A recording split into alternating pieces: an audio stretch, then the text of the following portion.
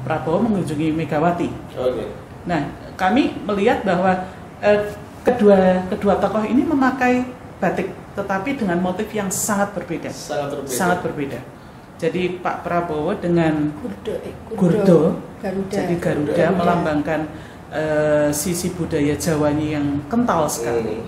Bahwa Garuda itu kan kalau di mitos Jawa wahananya Dewa Wisnu. Iya, betul. Ya, seperti itu. Sementara Bu Megawati itu mengenakan motif piring selampat. Jadi motif ini sebetulnya motif kuno sekali, diambil dari motif piring Cina. Oh, iya. Kalau Pak Imam nanti berkunjung ke Masjid Merah Cirebon, itu di situ ada Masjid Merah, dekorasinya itu piring-piring Cina, ditanam di tembok di situ. Halo sedulur, balik maring acara Syukuran.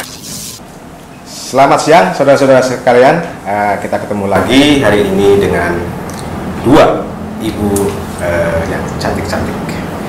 Beliau adalah para dosen dari Fakultas Ilmu Budaya, dari Prodi Pendidikan Bahasa Inggris dan dari Prodi Sastra Inggris. Beliau akan memberikan pemahaman tentang penelitian beliau, karena kita lihat pernah ada suatu buku tertampang oleh beliau.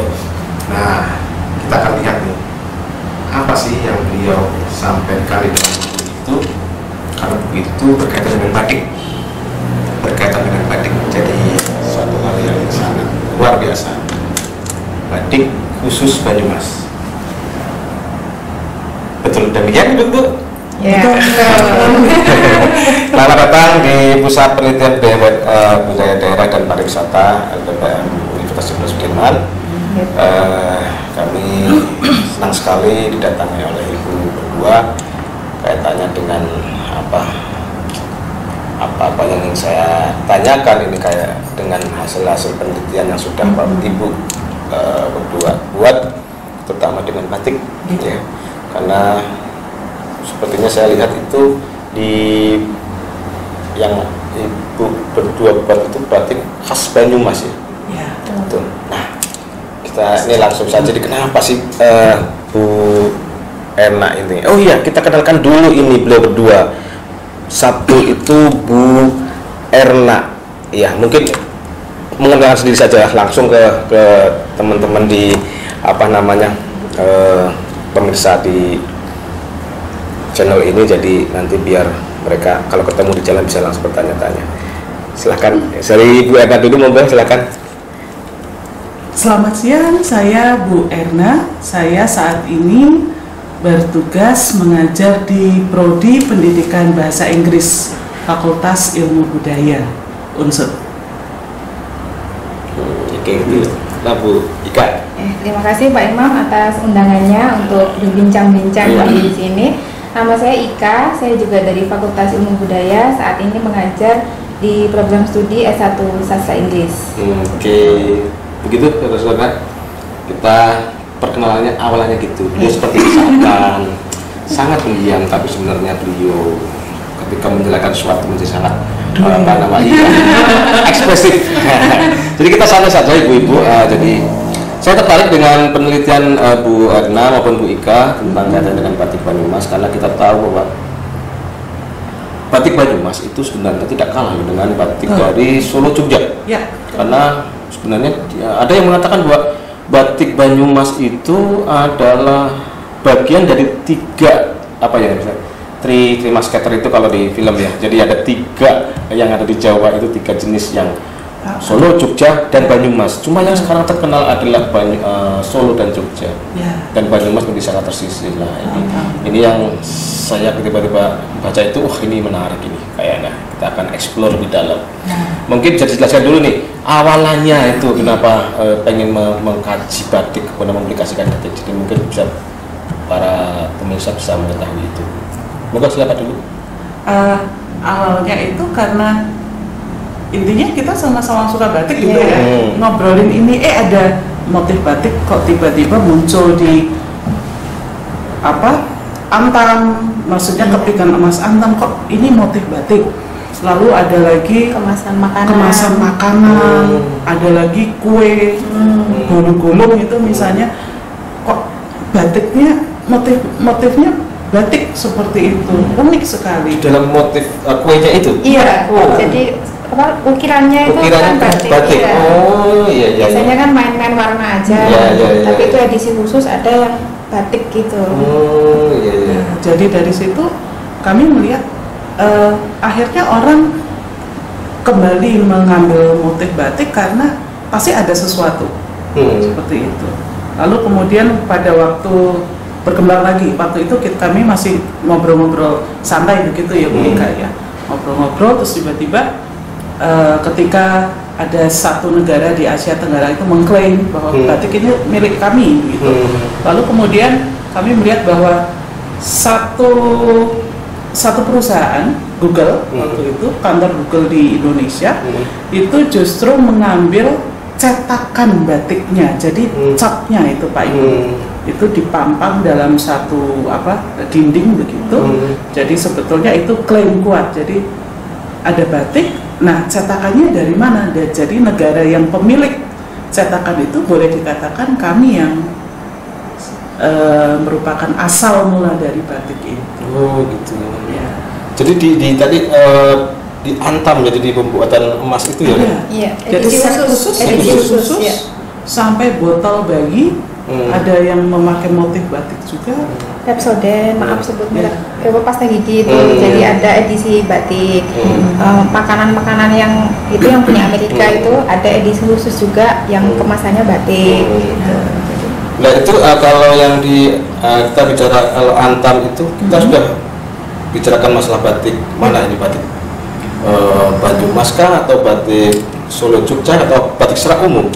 Kalau secara umum klasik itu pasti mengangkat motif klasik. Jadi misalnya kawung begitu. Ada satu set pertama yang mengangkat ada kawung, lalu kemudian ada Megamendung, kemudian ada Sidomukti. Jadi batik-batik klasik yang diangkat terlebih dahulu. Berarti sebenarnya setiap batik itu ada semacam filosofinya ya Bu Erna ya? Ya. Oh, mungkin ceritakan ya Bu Erna. Jadi apa itu kawung tadi, Sidomukti itu bagaimana ini secara filosofinya disebut? Kalau kawung misalnya, kalau kawung itu kan boleh dikatakan seperti motif yang diulang-ulang ya. Jadi kami mendalami lagi ternyata motif itu terbagi dua kelompok besar. Satu geometris, yang satu itu non geometris, jadi bebas. Kalau geometris itu boleh dikatakan seperti kawung tadi, jadi pengulangan bentuk seperti itu.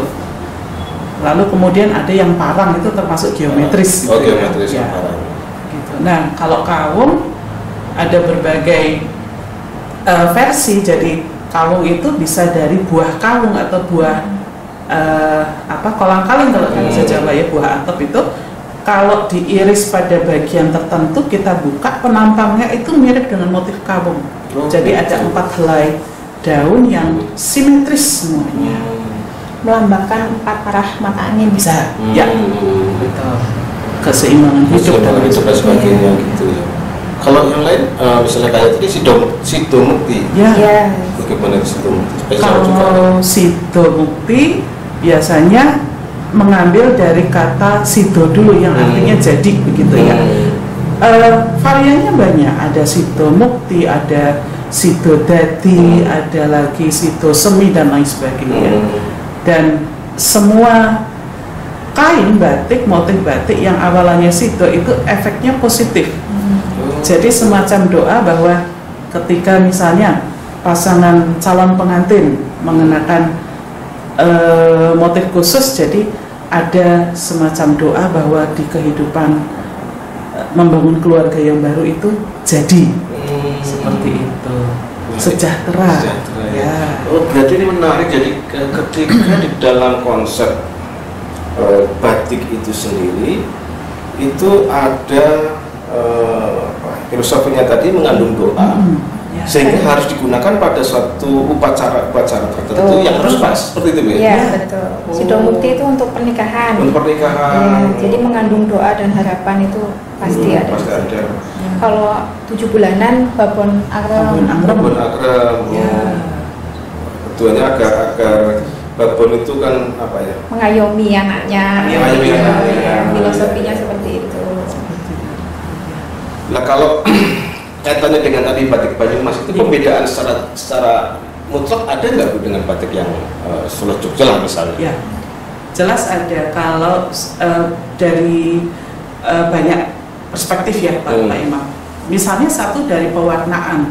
Kalau Jogja Solo memang dikenal dengan warna sogo gitu ya, soga genes gitu istilahnya. Coklat warna-warna tanah. Tetapi kalau semakin ke arah Banyumas, kalau untuk batik aslinya itu dominan gelap. Sebetulnya ada yang bilang gesengan. Ya, itu baru dari satu warna. Tetapi karena Banyumas itu kan mengangkat filosofi cablaka, itu ya, jadi luar dalam itu sama. Jadi kalau dalam satu kain Banyumas itu pembatikannya atau pemasang motif malam itu di dua sisi, bolak-balik. Kalau yang asli begitu. Itu ada ya kalau di bolak-balik. Oh ya. Apa? Ada. Oh iya, cocok ini. Saudara-saudara kita akan lihat bagaimana sih motif batik tadi ya. Sepertinya ada cablaka juga yang mengandung filosofi itu ya. Juga bedanya luar dalam. Kalau yang batik Solo Jogja memang motifnya klasik, tetapi ya. Tapi ini ada ini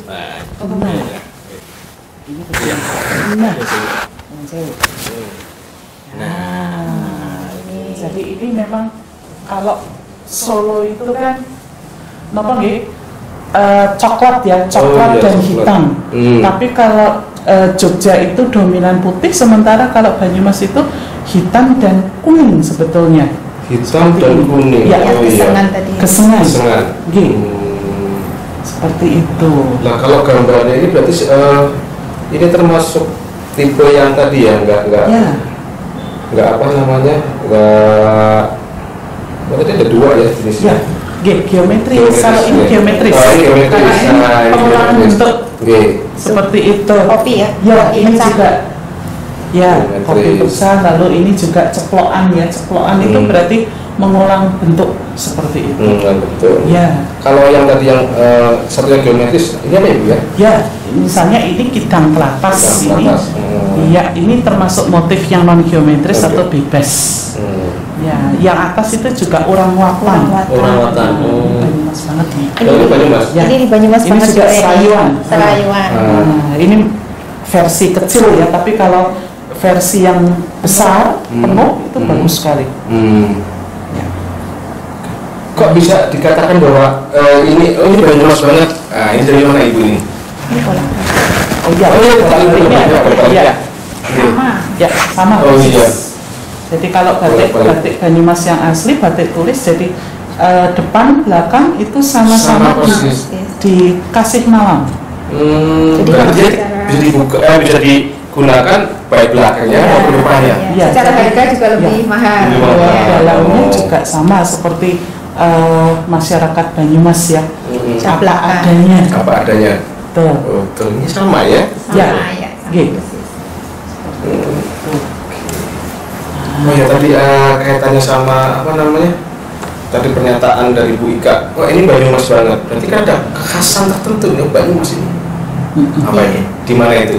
Kalau tadi kan motif karena serayu ya Pak, serayu jadi memang cuma ada di sini. Iya, jadi kalau serayu itu kan orang Banyumas menganggap dia kan nggak pernah membawa korban, nggak pernah menelan korban ya. Jadi digambarkan sosok yang tenang, sungai yang tenang, kemudian selalu memberikan manfaat untuk di sekitarnya.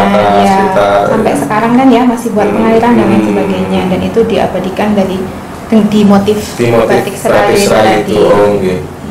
Oh iya benar.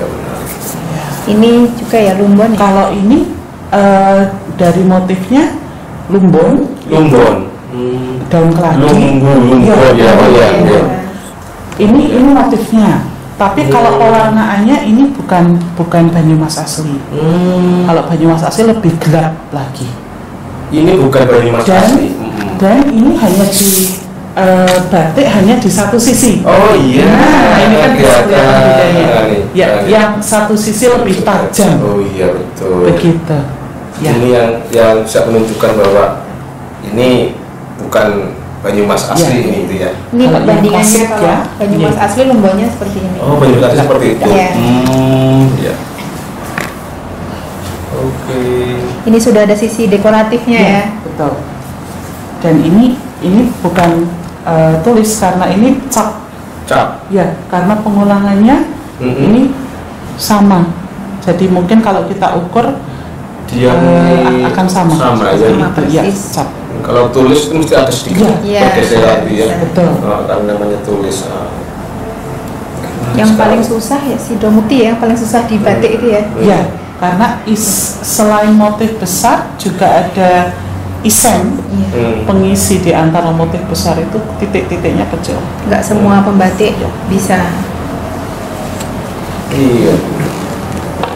Nah, kalau di Banyumas itu sentra-sentra batiknya memang sudah semacam bisa dipetakan atau belum itu Bu? Kalau di Banyumas, satu di Papringan, ya, di dekat Sungai Serayu itu, lalu kemudian di daerah Sokaraja, ya, itu juga ada. Kalau di daerah Banjar Gumelem itu juga ada, ya. Itu masing-masing dengan motif yang hampir sama atau bahkan dari komunitas itu ada kekhasannya masing-masing lagi?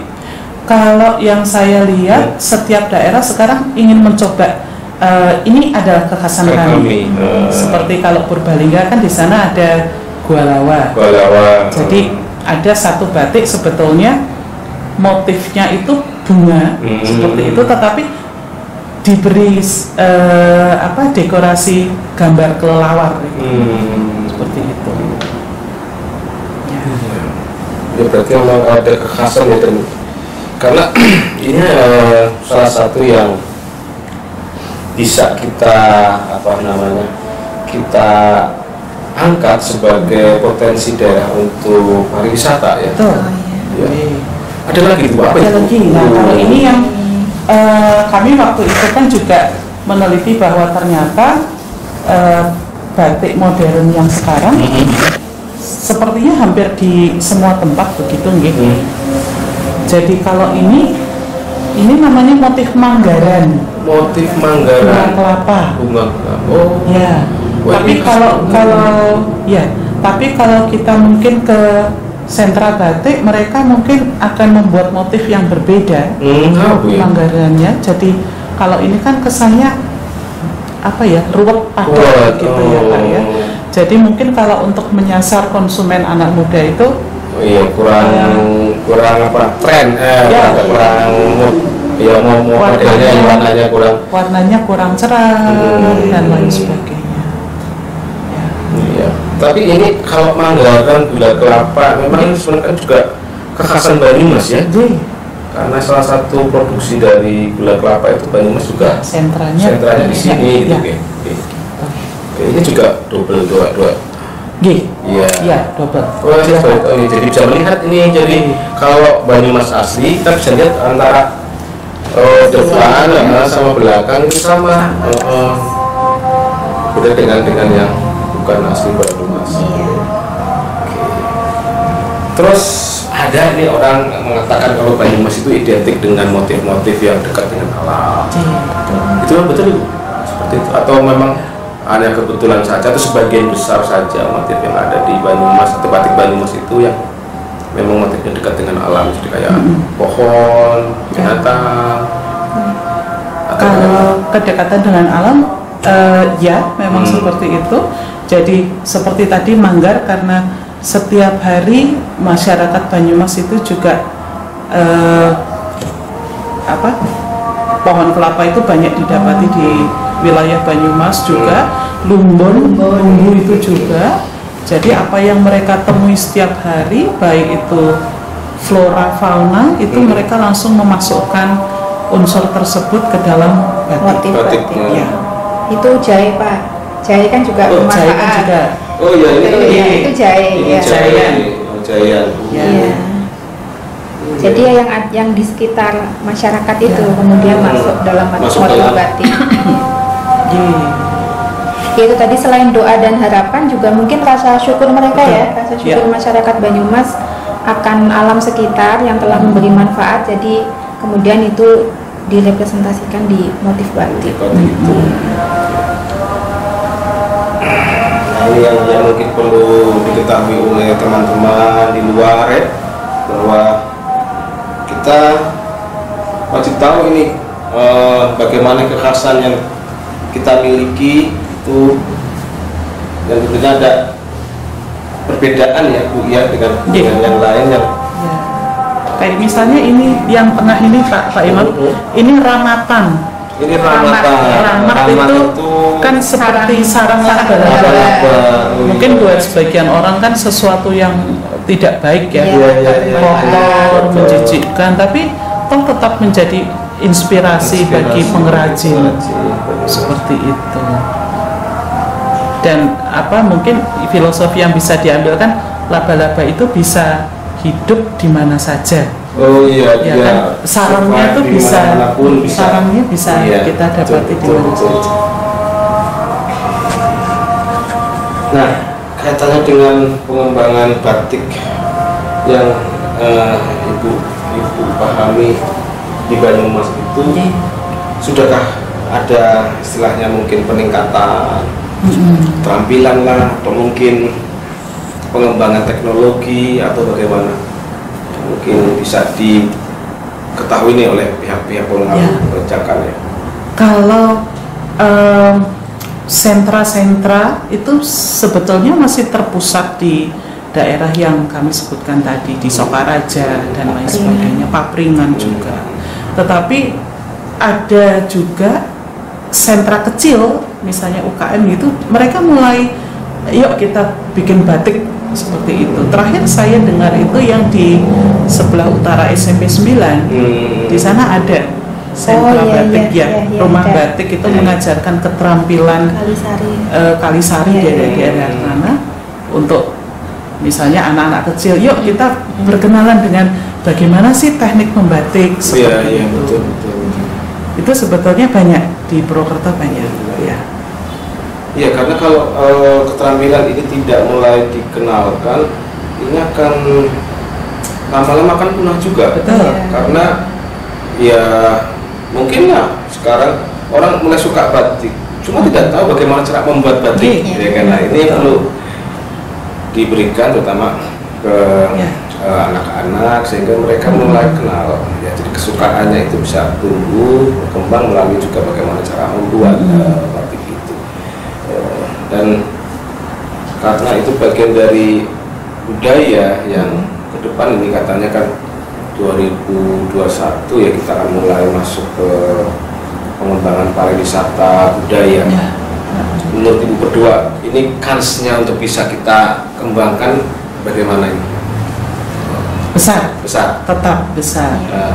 Tetap masih ada sisi positif bahwa kita tidak bisa mengatakan bahwa semakin zamannya semakin tambah lalu banyak generasi muda yang mulai tidak mau pakai batik. Sebetulnya banyak di luar sana yang mengembangkan batik itu sendiri. Paling tidak di sini mereka mengarah bagaimana tekniknya dulu, pengembangannya. Betul. Jadi atau bagaimana mereka menentukan pemilihan kain. Jadi mereka tidak lagi mengambil kain bermotif batik beda dan kain batik sendiri beda ya? Beda sekali. Kalau kain bermotif batik itu bisa dari yang impor. Ya. Jadi mereka printingnya itu bisa mengambil sama persis, tetapi kalau kita masuk ke pemilihan kain batik berarti kain yang diolah dari awal, digambar, diberi malam, dilorot gitu. Beda. Ya, mungkin permasalahannya adalah ketika dikaitkan dengan daya beli ya masyarakat, kemudian juga nilai dari ini yang tentunya itu akan tetap kalah saja lah dengan yang printing batik gitu ya. Mungkin ada semacam saran dari Bu Erna agar bisa ya tetap bertahan batik tulis ini agar tidak tergerus oleh perkembangan batik printing yang ya sebenarnya dampaknya dari peminat yang pragmatis saja kepengennya. Mungkin ada gambaran bagaimana Bu Erna atau Bu Eka agar ini tetap eksis gitu loh. Ya kalau itu sih kami juga kadang ngobrol juga ini ya apa semacam dilema. Memang secara harga kan tinggi ya Pak. Secara harga memang tinggi. Jadi kalau ada, kami menyebutnya batik modern yang motifnya udah warna-warni, kemudian coraknya dekoratif. Di satu sisi itu bagus, maksudnya anak-anak muda mau memakai. Tapi di sisi lain yaitu tadi ya, maksudnya yang klasik jadi tergerus dengan yang modern. Tapi yaitu tadi, kalau sisi positifnya kita ambil positifnya saja, setidaknya mereka menyukai batik, kemudian tahu motifnya dan tahu kapan memakainya, nggak asal motif gitu. Kalau mau dicari tengahnya ya mungkin yang cat itu masih menjaga atau kombinasi masih menjaga keaslian batik, jadi nggak murni printing, harganya di tengah-tengahnya, nggak terlalu mahal. Iya. Kalau itu memang mungkin untuk koleksi gitu, koleksi. Kalau untuk pemakaian sehari-hari, apalagi kita dengan kelas ekonomi yang beragam, saya rasa memang sulit kalau untuk pemakaian sehari-hari. Atau kalau ada semacam print ini di printing, cuma dia kalau memprinting yang seperti ini dia harus hanya pada perusahaan itu gitu, jadi harus punya semacam haki ya Pak ya. Jadi itu nanti artinya tetap ada kontribusi bagi si pencipta pertama gitu kan, atau ya memang itu menjadi PR kita bersama ya, agar ini bisa karena pasarnya juga sebenarnya kalau kita hanya menganut kelas ke bawah mungkin ya itu tadi kita memikirkan, tapi kalau untuk kelas menengah ke atas itu mungkin kita bisa memainkan sendiri ya Pak, ya tidak lagi berpikir bahwa ini satu kelas yang mahal sebenarnya gitu kan. Mungkin cuma bagaimana cara agar bisa menembus ke seperti itu. Contoh misalnya bagaimana batik itu bisa menembus ke pagelaran baju di internasional, gitu kan. Gitu ya. Mungkin jadi kalau misalnya kita bisa baju menjadi sebuah simbol masyarakat, tidak lagi menjadi kebutuhan penggunaan tiap hari ya, tapi dia sebagai simbol. Nah ini mungkin kalau di situ mungkin batik terutama yang seperti ini ya memang sekali pakai setelah itu dipajang, gitu, pakai lagi pada momen-momen yang sangat sakral gitu kan. Sebenarnya kan juga di mitologi kita kan banyak seperti itu juga. Jadi ini mungkin lagi Bu yang lain yang terkait dengan penelitian pas dengan batik yang mungkin ada hal yang menarik saat ibu-ibu melakukan turun ke lapangan usaha batik itu. Kalau waktu itu kami pernah meneliti bahwa batik itu juga salah satu cara orang atau kalangan tertentu untuk menjalin komunikasi. Oh gitu. Ya, waktu itu kami sempat meneliti bahwa beberapa negarawan Indonesia menjelang Pilpres itu pesan-pesan politisnya melalui batik itu kuat sekali. Oh begitu. Iya, betul. Nah gitu. Sangat gimana Bu misalnya? Misalnya salah satunya begini, waktu itu saya lihat di karena itu kan ada waktu itu kubu Pak Jokowi dan Pak Prabowo gitu ya. Nah waktu itu di harian Kompas itu kelihatan di situ Prabowo mengunjungi Megawati. Nah kami melihat bahwa kedua tokoh ini memakai batik, tetapi dengan motif yang sangat berbeda. Sangat berbeda. Jadi Pak Prabowo dengan Garuda, jadi Garuda melambangkan sisi budaya Jawanya yang kental sekali. Bahwa Garuda itu kan kalau di mitos Jawa wahananya Dewa Wisnu. Iya, betul. Ya, seperti itu. Sementara Bu Megawati itu mengenakan motif piring selampat. Jadi motif ini sebetulnya motif kuno sekali. diambil dari motif piring Cina.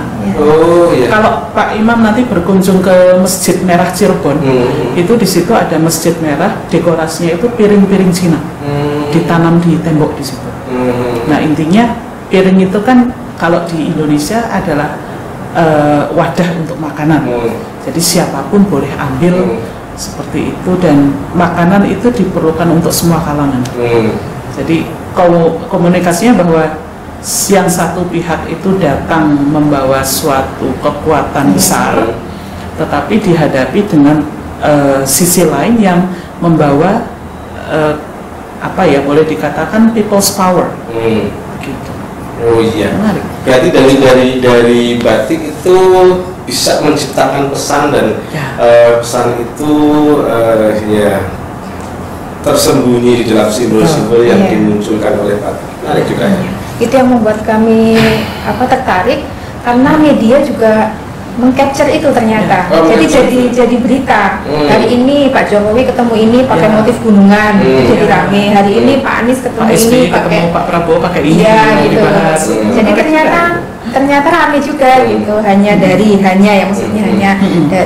baju yang beliau kenakan ini. Kemudian kami yang terakhir kemarin ya, yang kami teliti fokus di situ Pak Imam. Kalau sebelumnya kan ke makna simbolis dari batik ini sendiri, kemudian yang selanjutnya kami ke pesan politisnya itu. Iya. Mungkin itu yang bisa bisa menambah nilai jual batik itu. Mungkin dari situ, jika itu sudah ditangkap oleh teman-teman muda, teman muda, saya ingin datang ke tempatmu, pengen menyampaikan rasa hatiku, itu dengan menggunakan batik baju si perempuan pengen, saya sebenarnya kamu baik tapi saya sebenarnya sudah punya yang jadi aku menyampaikan dengan menggunakan baju artinya itu jadi bawa ke ranah itu selama orangnya bisa menangkap. Itu juga harapan kami Pak. Nggak hanya pakai batik tapi tahu maknanya, karena kami pernah waktu itu menghadiri seminar, ada seragam dari kampus, waktu itu kampus apa ya saya lupa, dari kampus A gitu, itu motifnya itu yang Chinese itu motif Changsong ya, artinya itu kesedihan. Kan tidak dipakai seragam dia ke fakultas lah itu ya. Jadi harapan kami salah satunya menulis buku ini supaya orang tahu maknanya, jadi setidaknya ketika memakai itu tahu untuk tadi berkomunikasi atau apa. Motif yang sebetulnya aslinya itu diperuntukkan untuk sentono dalam, jadi kalangan keraton. Ada batik larangan, begitu, ada yang batik yang khusus untuk masyarakat kebanyakan. Ada perbedaan itu juga Bu ya? Ada. Jadi kalau waktu itu kan pernah salah satu putri sultan itu mengkritik film Sultan Agung. Jadi di situ karakter Sultan Agung itu memang memakai parang, tetapi parangnya kecil dan warnanya biru. Itu fatal. Sementara di dalamnya itu justru parangnya gede dan coklat. Itu malah kebalik. Itu sempat ramai di sosial media. Itu putri sultan sendiri yang mengkritik langsung, aduh kok begini ya. Berarti ketepatan pemakaian itu juga menjadi salah satu hal yang perlu disosialisasikan kepada masyarakat. Samping tadi rasa memiliki, tapi saya kira jika masyarakat terutama masyarakat generasi muda itu masyarakat muda itu memahami, saya kira menarik juga loh, karena sekarang kan lagi eranya penampilan diri. Saya pengen menunjukkan saya itu lagi sedih, saya lagi makan loh ini dengan teman-teman, saya lagi bahagia. Cuma kan karena kemudahan penggunaan medsos ini langsung kebetulan, kalau ini kan ada simbolik yang perlu tidak hanya kita menyampaikan saja, tapi juga punya teknis bagaimana pesan yang kita sampaikan itu tidak bersifat langsung, kan begitu kan. seperti karya sastra saja, itu kan pikirannya karya sastra dengan tulisan jurnalistik kan seperti itu. Kalau jurnalistik menyampaikan sesuatu bersifat langsung, tapi kalau sastra itu menyampaikan sesuatu dengan bahasa kiasan, personifikasi, metafor dan sebagainya, sehingga kalaupun menyindir, kalaupun menyalahkan itu tidak langsung melukai. Nah, kita yang seringkali perlu mengajarkan atau mencoba memberikan solusi lah tentang itu. Nah, salah satu adalah dengan batik. Sampaikan cinta dengan batik. Kayaknya Pak Imam kepengen itu. Batik kayak cocok mana gitu. Iya, sampaikan apa dengan batikmu kan gitu kan. Saya kira begitu Bu, nanti kita bisa ketemu lagi di lain waktu, atau mungkin teman-teman yang ingin berbincang. Ini baru prolog saja ya, kalau berbincang banyak, beliau berdua pasti akan menyampaikan banyak lagi. Karena keterbatasan waktu saja kita ketemu sampai di sini, dan silahkan ketemu dengan beliau berdua di Fakultas Ilmu Budaya. Dengan Ibu Ika ataupun dengan Ibu Erna. Mungkin sebagai penutup mau menyampaikan sesuatu, silakan. Penutup dulu, enggak? Ya, Ika, silakan. Ya, tadi seperti saya bilang, jadi harapan kami dengan adanya buku ini, masyarakat khususnya generasi muda jadi tahu makna batik, bahwasanya batik itu mengandung doa, mengandung harapan, mengandung rasa syukur kita. Jadi mulai mencintai batik untuk menyatakan tadi misalnya untuk menyatakan hal-hal tertentu, atau menggunakan batik pada saat momen-momen tertentu dengan motif yang sesuai, jangan sampai salah motif. Iya. Oke, mungkin Bu Erna ada sesuatu. Simpel saja, cintai produk lokal. Cintai produk lokal, betul sekali Bu. Dan teman-teman, ini ada tulisan beliau ya, yang bisa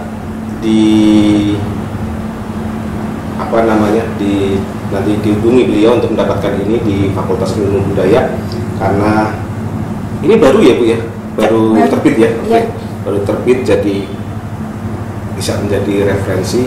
Kalau tadi sampaikan oleh Bu Ika, membeli batik sesuaikan dengan apa yang kalian ingin sampaikan, jangan keliru dan menyatakan cinta malah pengen membenci, malah repot nanti kan. Saya kira itu saja. Kepada Ibu Ika, Ibu Erna, terima kasih sekali lagi. Kita ketemu lagi di lain waktu. Dan terakhir, Lilan.